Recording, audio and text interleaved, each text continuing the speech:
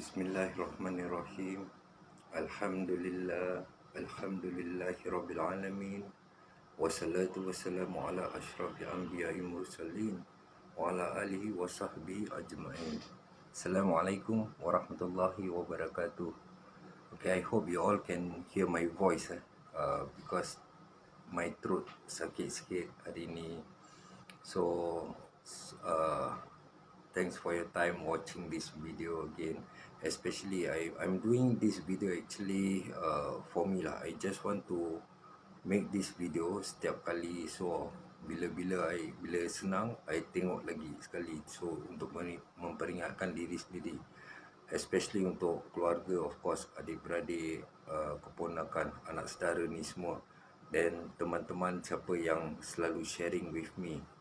So sejak belakangan ni I always fikir tentang bila ada orang kata kita baik, ada orang kata orang ni baik, bagus, lembut, ataupun banyaklah puji-pujian daripada orang. Sebenarnya itu bagus bila kita dengar, it's a positive thing. Dan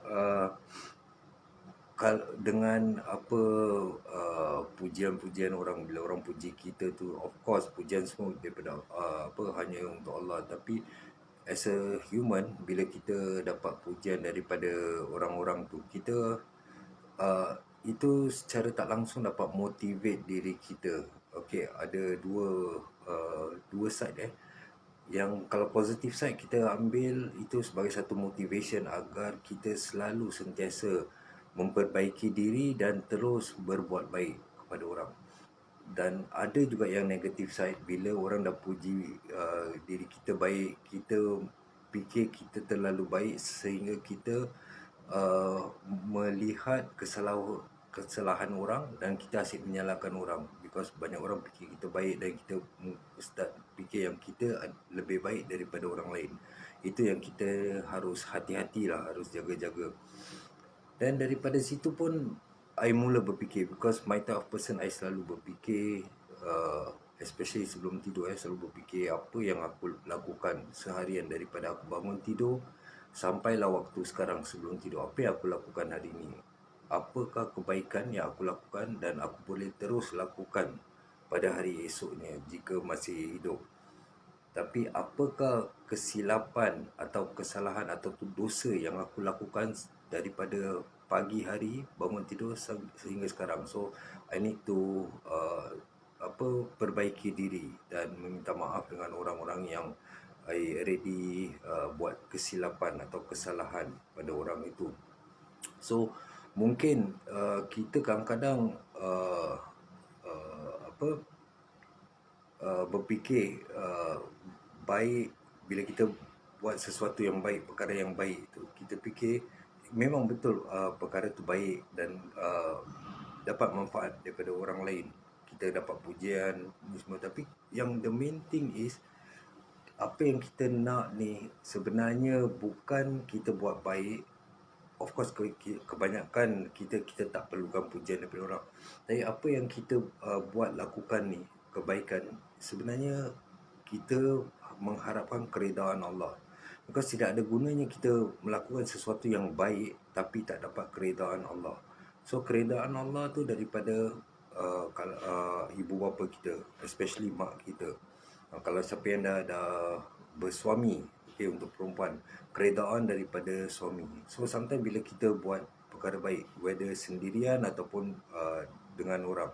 Kalau sendirian mungkin kita jalankan ibadah solat, kita berpuasa, berzikir, tapi tanpa keredaan suami atau keredaan ibu kita, Allah tidak akan reda dengan apa yang kita lakukan, walaupun perkara itu baik. Sama juga dengan bila kita buat baik dengan orang, mungkin kita membantu dia rasa betul, tapi perbuatan yang salah, jadi kita tak dapat keredaan Allah. Jadi yang most important dengan apa yang kita lakukan ni adalah keredaan Allah.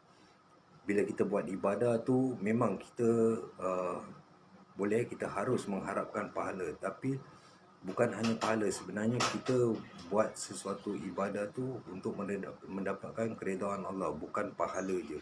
Because untuk umat Islam, hamba Allah ni masuk ke jannah bukan kerana pahala kita, tapi kerana dengan sifat dengan keredaan Allah dan dengan rahmat Allah, barulah kita boleh masuk syurga.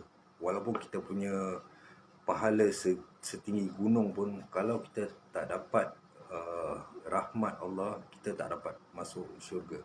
So pahala tu sebenarnya something like a reward. Bila kita buat sesuatu, kita dapat kebaikan, okay, it's like a reward. Tapi kalau kita tak dapat keredaan Allah, ataupun kita tak dapat rahmat Allah, reward yang kita dapat tu tidak ada gunanya. Kita ada tapi tak ada gunanya. Jadi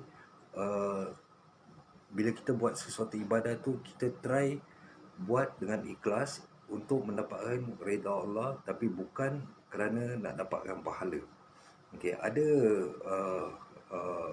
sikit discussion tentang ni. Contoh, bila kita nak buat sesuatu perkara yang baik, kita fikir, okay, aku nak buat perkara yang baik ni supaya aku dapat pahala.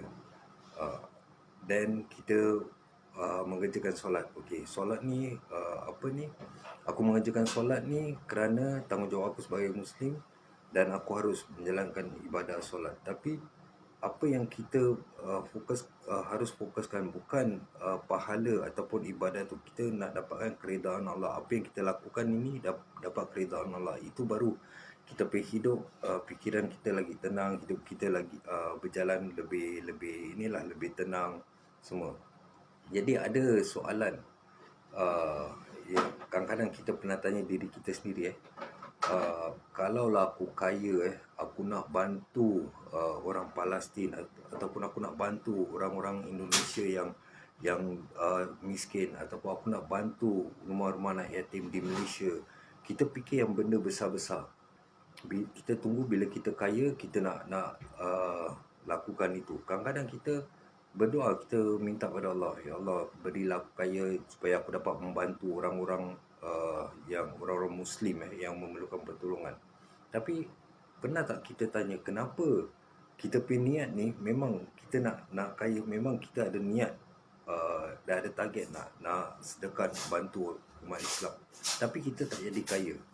So from there kita harus fikir maybe ada something wrong with us. Kenapa Allah tak kasih kita kaya, padahal kita punya niat ni bila kaya kita memang nak tolong orang susah, orang banyak umat Islam. So maybe ada something wrong somewhere. Dan of course setiap sesuatu yang berlaku tu ada sebab. Mungkin kita punya niat ni belum lagi bersih, kita punya tanggungjawab ni kita belum lagi lakukan 100%. Kita punya tanggungjawab sebagai seorang Muslim, sebagai seorang anak, sebagai seorang suami, ataupun sebagai seorang teman, sebagai seorang pekerja. Jadi ini semua kita nak ambil kira. Okay, then after that kita pun nak kena tahu, mungkin Allah tak nak kasih kita kaya because Allah tahu kita, bila Allah kasih kita kaya, kita InsyaAllah kita akan sedekah. Tapi mungkin kemungkinan Allah tak nak kasih kita kaya because Allah takut bila kita kaya, kita sedekah, sifat wujud tu timbul dalam diri kita. Mungkin kita nak tunjuk orang yang kita sedekah dengan orang, ataupun kita tunggu bila kadang kita tak nak tunjuk orang, tapi kita terpaksa tunjuk untuk buat testimoni orang-orang yang join sedekah dengan kita, dan kita tunjukkan yang kita dah jalankan kewajipan. Tapi secara tidak langsung ada juga pihak-pihak yang puji kita, katakan wah bagus orang ni, dermawan semua. Nanti iblis ni, syaitan ni akan datang berbisik buat kita berfikiran sifat wujud tu ada, wah aku baik, aku buat sedekah ni semua. Jadi mungkin kerana itu Allah tahu kita punya niat nak jadi kaya untuk sedekah, tapi dia tak beri kita jadi kaya kerana Allah tak nak kita melakukan dosa tu, dosa seperti ujub, riya, takabur tu semua. Jadi sebenarnya Allah menyelamatkan kita. Jadi tidak semestinya kita mesti jadi kaya baru kita boleh sedekah. Kita boleh set buat amalan yang very minor, very small.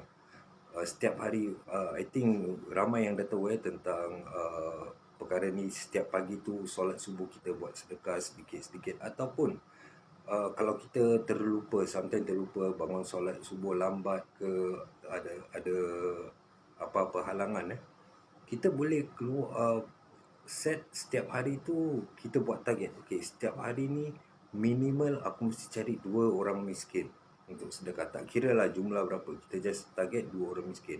Okey, alhamdulillah ada beberapa orang antara kita dapat tinggal di negara yang senang nak cari orang miskin. Very easy.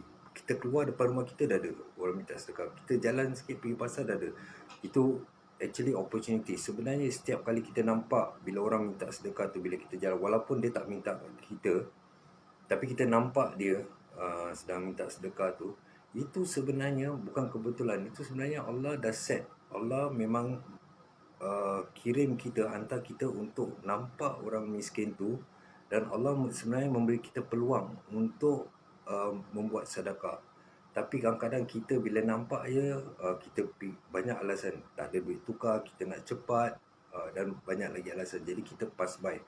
Ada juga yang berfikiran, oh orang ni aku dah biasa nampak, aku dah biasa sedekah. Ataupun orang ni mungkin mungkin kaya, mungkin malas. Jadi kita banyak seuzon terhadap orang.